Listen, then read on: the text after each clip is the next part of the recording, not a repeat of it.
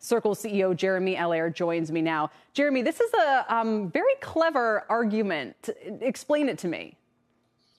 Well, I think the basics are we're working on collectively a new infrastructure layer for the internet. A lot of people call this Web3, but essentially an infrastructure layer that supports the exchange of value, supports the more efficient conduct of finance and commerce. And a critical building block of that is going to be representations of major currencies, dollars being a preeminent one.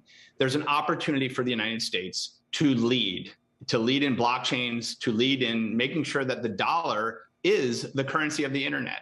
And what's taking place today with stablecoins is really foundational to that. It is the protocols and the money formats and frankly, the evolving regulations that are going to allow the dollar to become a primary currency on this new infrastructure layer of the internet. I totally see your point that as much as we all worry about what's going on with stablecoins, it would be if we say, okay, you can't do them in the U.S., then okay, China or someone else will just say, great, we'll be the oxygen of sort of the crypto financial industry, and then we will call the shots.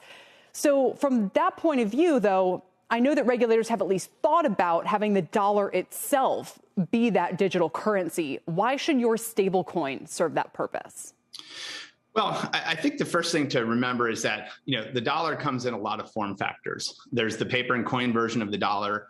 There's the ACH check form of the dollar. There's the credit card form of the dollar. There's the PayPal version of the dollar. And now there's digital currency forms of the dollar. And the technology of blockchains and digital currency are ushering in a model that looks and behaves a lot more like the way we experience the internet for communications and content and data. And so really it's an upgrading of the form factor of the dollar. Behind that, we of course need safety and soundness. We need to have rules around protecting against financial crimes. We need to have, frankly, federal statutes to define these kinds of large-scale dollar stablecoin issuers such as Circle. And so I think we're very open-minded about it. But I think for most people, it's just to understand that the open internet and private sector innovation is blazing a trail for a new set of technology for money and finance. Yeah.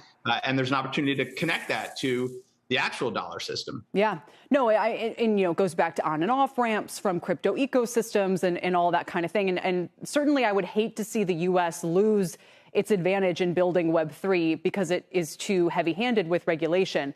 But what do you think is the most likely outcome from this hearing? And what happens if there is a run on some kind of stablecoin in the future? And people are going to be furious.